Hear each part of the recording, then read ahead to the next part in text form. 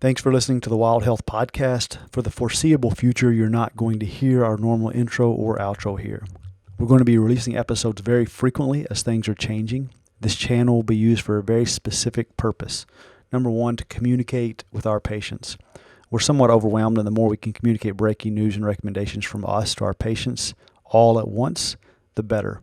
So if you're a patient, we're here for you if you need us, but if possible, please tune in here so we can both keep you up to date and conserve our time for the most critical tasks. Feel free to share this with friends and colleagues as well. Number two, we've organized as a group. We have infectious disease specialists, ER doctors, critical care doctors, and in total dozens of MDs, PhDs, and frontline clinicians who are going to be constantly evaluating the news and emerging evidence. We're then going to summarize and translate that for you here every day on the podcast. The speed of change with the circumstances will make us look foolish at times, but we're committed to pouring all of our resources and energy into doing what we can to help and make a difference. You can also follow our updates at wildhealth.com or our Instagram account at wildhealthmd. And if you're a patient, we're here for you. Please tune in here for the updates and let us know how we can help. Today, I'm joined on the podcast by America's top trainer, author of multiple New York Times best-selling books, nude spear thrower. I'm never going to get that image out of my mind, Ben. And hey, awesome, crack kills, baby. Yeah, an awesome all-around dude, Ben Greenfield. Ben, thanks for joining us. How are things what's up, man? in Washington State right now? I have no clue. I'm just holed away out in the forest, so I have absolutely no clue what's going on out there. I haven't left my house, I think, in like 19 days. So apparently it's very similar to what's going on around the rest of the country. You know, school closures, quarantine, social distancing, etc. But I, as a self-proclaimed introvert, kind of holed away out here in the middle of the forest with goats and chickens and garden beds and, food and guns and gold and ammo. I don't leave my house that much anyways, so honestly, not a whole lot has changed for me aside from, occasionally I like to go out to a restaurant or something like that, or, have some people over to the house. A little less of that, but honestly, I'm just doing what I usually do, talking to clients on the phone, doing podcasts, writing, hanging out with my kids, going on hikes, going on bike rides, doing a little bit of exercise training. And I've definitely stepped up some of my self-care routine, some of my immune enhancement routine. But, aside from that, not a whole lot has changed on my end. Yeah, that's the right answer. Like you're doing what you're supposed to. You're staying indoors. I know, or not indoors. I'm definitely not staying indoors. Yeah, I'm outdoors as much as I possibly can be. I want all the nitric oxide and fresh air I can get. Yeah, it's perfect. And I know Jess is a great cook, so you're not missing a whole lot from the restaurants right now. So it's perfect. Hey, I'm not so bad myself. Mm-hmm. I'm sprouting alfalfa and red clover and broccoli sprouts right now. I got sprouts just coming out the wazoo all over the house because those are really nutrient dense and a good way for me to, seeds are dirt cheap. You don't even need a garden to make amazing sprouts at home. So I got these glass mason jars all over the place that are just exploding. I do a lot of coconut milk yogurt and goat milk yogurt that I blend up with gelatin, so you get a lot of really good glycine. So I've got a bunch of ferments going, and I'm making the family liver and sweetbreads and ribeye and all sorts of good stuff every night. But Jess is not too bad, but I'm catching up, bro. I'm catching up. Perfect. Well, that's what I want to talk to you about is what you're doing right now. I know you're not a physician. I'm not going to ask you to have medical advice. Nothing that we say here is ever medical advice. It's all for information, but you're a super smart dude. You read the literature. You got your ear to the ground. You've been kind of biohacking your way to optimal health and immunity and immune strength for a long time. So just tell me, what are the 3 to 4 kind of top things that you're doing to keep yourself and your family safe right now? I've kind of cut back on much intense training just to reduce inflammation and to ensure my immune system is not suppressed, as you often see, from these harder training sessions. And I've actually replaced most of my my kind of like early evening workouts with a lot of breath work, sauna, and cold. And I've included my family in that. So we're doing a lot of intermittent hypoxic training. We're doing a lot of Wim Hof breath work. We're doing a lot of what's called Soma breath work, these deep inhales and long exhales with breath holds and pelvic locks, and mostly doing that in the sauna. So I put on a halo therapy unit, which diffuses microcrystallized salt inside the sauna, which is wonderful for the respiratory passages and the nasal passages. And then we do a lot of breath work. And my reasoning behind that is, of course, when you're doing it in the heat, you're getting the heat shock protein effect. And we know from a multitude of studies that there's a definite drop in incidence of cold and flus in people who regularly practice the sauna. But then there's also, of course, the nitric oxide response. And we know that might have a little bit of an antiviral activity in and of itself. And then the breath work, when you're oxygenating and you're heating the air as it passes through the nasal turbines, you also get a nitric oxide response as well as a carbon dioxide response. Carbon dioxide retention may also have a little bit of an antimicrobial effect. And so you're getting a multitude of benefits out of a breathwork practice, in addition to, for people who are kind of sympathetically aroused at this time and nervous, or going through career changes, or just overwhelmed by all the news, the decrease in stress and anxiety, the deep belly diaphragmatic breathing that kind of deactivates a lot of those cortisol activating baroreceptors in the chest, and instead kind of shift you into a more parasympathetic state, make it a wonderful tactic for anxiety and stress and sleep as well. And then what we do in the evening when we finish that is we kind of quietly go out to the cold pool. We all slip into the cold pool. We spend about 5 to 10 minutes in there getting all the immune system enhancing benefits of cold, the increase in nitric oxide that you get from that, the increase in vagal nerve tone, and again, kind of the more parasympathetically aroused state, and just the overall immune system enhancement. You look at a guy like Wim Hof, as much as he's often ridiculed. I mean, he's an anecdotal case study of a guy who got injected with a pathogen, I think in this case E. coli, and was able to modulate his immune system via just breath work and cold. So doing every single day without fail for the past couple of weeks, we've been doing heat, breath work, and cold.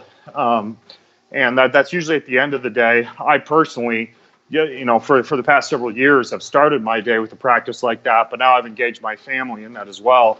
So I think those are kind of relatively inexpensive or simple things that folks can implement.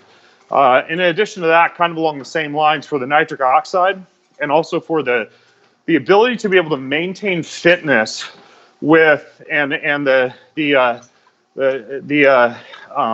Chinese Olympic Committee actually did the initial studies on this. The fact that when you use blood flow restriction training or Katsu training, you get a mitochondrial response, you get a satellite cell proliferation, you get a nitric oxide release, you get muscle hypertrophy or muscle maintenance, but it's via a different mechanism of action than the inflammatory cytokine-based response to resistance training, meaning that you're actually able to maintain fitness with a far less inflammatory response and far less risk of overtraining. And, for people stuck at home who are doing like micro workouts, little workouts spread throughout the day, maybe no access to a gym, no access to heavy weights, the need to do just like body weight training, for example. Almost every day, the workouts that I do, apart from the sauna and the breath work and the cold, almost everything is either walking with Katsu bands or blood flow restriction bands on, or doing more like light body weight training, or a little bit of cycling on the Airdyne with this blood flow restriction training. So that, from a training standpoint, has been kind of like my go-to, other than the sauna, the breath work, the cold, and then just some walks in the sunshine. So I realize those may not seem like biohacks per se, but that's kind of some of the simple stuff I've been implementing. And then and I think we'll probably delve into some of these other things more in the upcoming conference that you're going to have.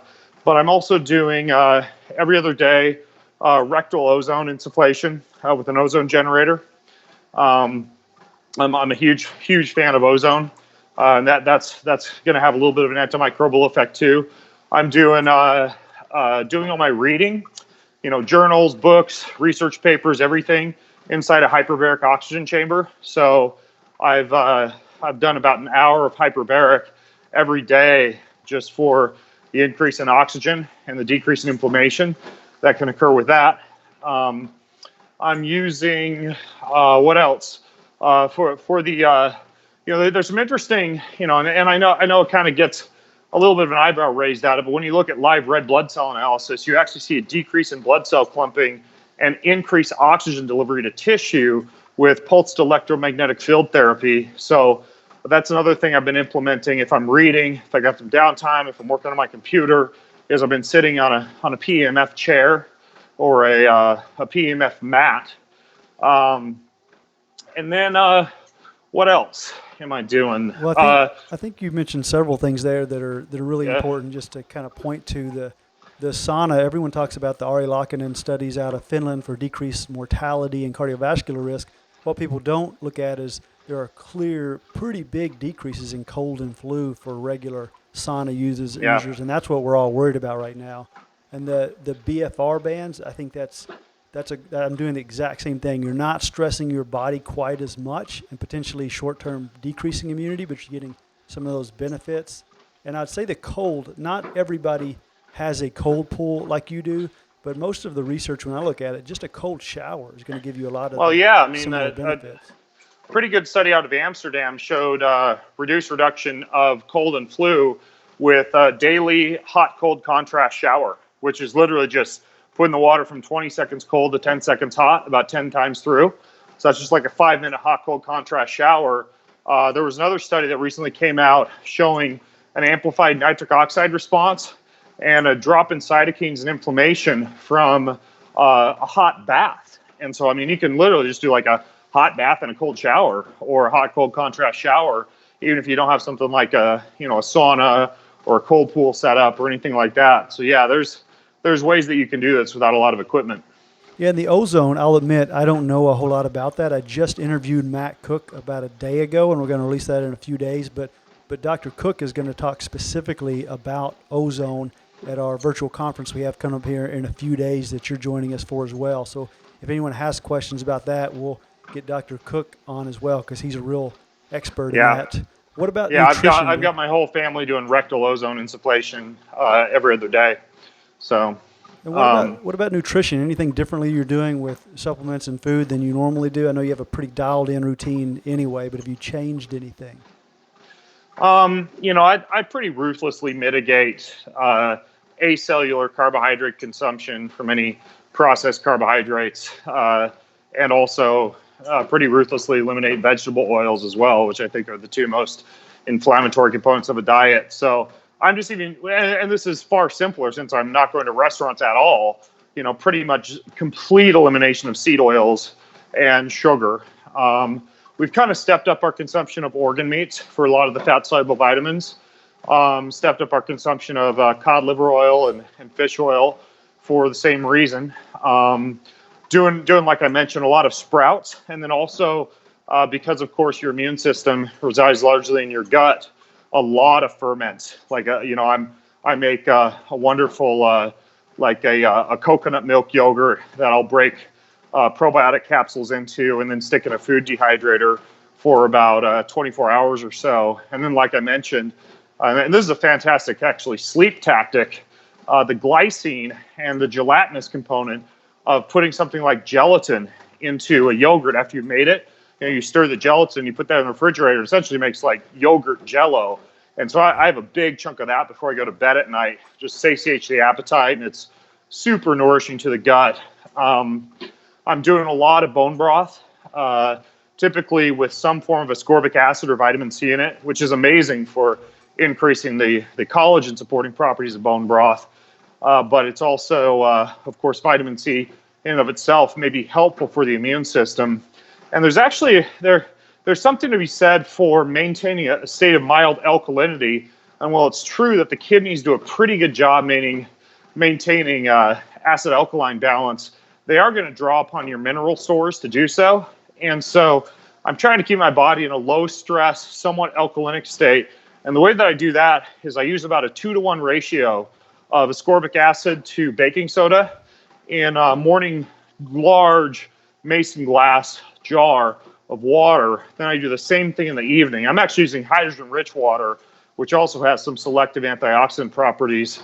So every morning, every evening, I got baking soda, vitamin C, and hydrogen in a big glass mason jar. And then aside from that, yeah, a lot of ferments, a lot of sprouts, a lot of organ meats, a lot of omega-3 fatty acids from cod liver and from fish oil. My kids, because we've all been genetically tested, and both my boys and I aren't that hot in terms of our glutathione SNPs. My kids have been taking glutathione for a couple of years. I've actually, while I'm at work during the day, been nebulizing glutathione and N-acetylcysteine just because the respiratory tract doesn't really have its own antioxidant defense system. So I'm not opposed to getting just like a cheap masked nebulizer on Amazon, and I use this liquid glutathione and acetylcysteine blend that I also add some colloidal silver to. And just when I'm working during the day, I've been nebulizing that via mask. But that's a few of the things we're doing from a supplementation standpoint, and then just massive amounts of beta glucans from chaga, reishi, and turkey tail. So I have a big cup of black coffee every morning, and I've just been, almost tripling up the amount of mushroom extracts that I put into that, which I think are absolutely fantastic for immune system support. Well, I know you have about a 1 million page book called Boundless, and so you could go on for hours and hours with these tips. But what I'd like to do is, if people have questions for you, we're having a conference in a few days, actually, April 4th through 6th, where people can actually ask you questions. People can register for that at wildhealth.com. It's going to be completely free. We have other speakers like Andrew Weil, David Sinclair, Matt Cook, Roger Drummer, Craig Conover, a long list of incredible people. So, Ben, you're going to be joining us. So anybody listening to this, if you have questions for Ben, write them down, sign up for the conference. You can ask Ben the questions. And I want to give you the final word. I see, Ben, you're trying to walk somewhere, but you're not getting anywhere. So I want to let you get off to go wherever you're trying to go. But I just want to give you the final word. Any kind of tips? People listen to you. They trust you. If there's anything you could tell people right now as they're frightened and trying to stay safe, what kind of advice would you give them? Yeah, I'd say probably 3 things. Number 1 is if you are stuck at home, if you are quarantined, and you happen to have the blessing of being quarantined, some people think this is a curse. I think it's a blessing. With family, just use this as an opportunity to get as close to your family, and really use this as a blessing, as an opportunity to just spend time and build deep relationships, which in and of itself is just, kind of some of these woo-woo things you wouldn't think of, like a gratitude practice, for example, or time with family. Both of these have been shown to actually be beneficial for blood pressure, for stress, for the immune system. So just make sure you're really using this as a blessing, as a time to engage with family. Number 2 is, I'd say, don't, like I already mentioned, don't underestimate the value of breath work. And I'm a huge fan of even pre-bed breath work, or breath work as you're in bed. So rather than scrolling through the latest coronavirus feeds where you're laying in bed, one of the favorite things I do to just lull myself off to sleep is 4-7-8 breathing. 4 count in, 7 count hold, 8 count out, and that just massively decreases sleep latency. So, adopting a good pre-bed breathwork pattern is also really useful. And then the last thing I'd tell people is we know from some of the literature on sound healing and frequencies and vibrations and the effect that those have on specifically the vagus nerve and your parasympathetic tone. If you can begin to just pipe into your house just really good music, uplifting tunes, at night we're playing handpans and guitars and ukulele and piano, and we're just kind of filling our house with really good musical vibrations. And even when we're doing the breath work, we're doing a lot of a lot of audible sighing, and that vibratory effect seems to impact the vagus nerve in a really positive way. So those are three things I tell people: is optimize family time and view it as a blessing to build these relationships and love. Use a lot of breath work before bed at night if you can. And then finally, don't underestimate the healing power of music and sound, and incorporate that into your household as well while you're stuck at home. Yeah, that's incredible. There's so many things like breath work that we all want to do and get better at. We just never have the time, and now we have the time. So whether you're comfortable insufflating ozone into your rectum or not, there's no reason you can't listen to good music, spend quality time with your family, and really work on your gratitude. So I'm going to let you go, Ben. I really appreciate you being on. It's great to see you. Stay safe, and we'll talk here in the next few days at the virtual conference. All right, Matt, keep up the good work on your end, man. Thanks. All right, later. Thanks so much for listening to this COVID-19 update. Please send us your questions or follow along on Instagram and Facebook at Wild Health MD. And just to be clear, this is not medical advice. No patient-physician relationship has been established, and this resource is really for general informational purposes only. And finally, if you want to spread the word, please send this podcast to friends and family and give us a review on iTunes. Thanks again, and stay safe.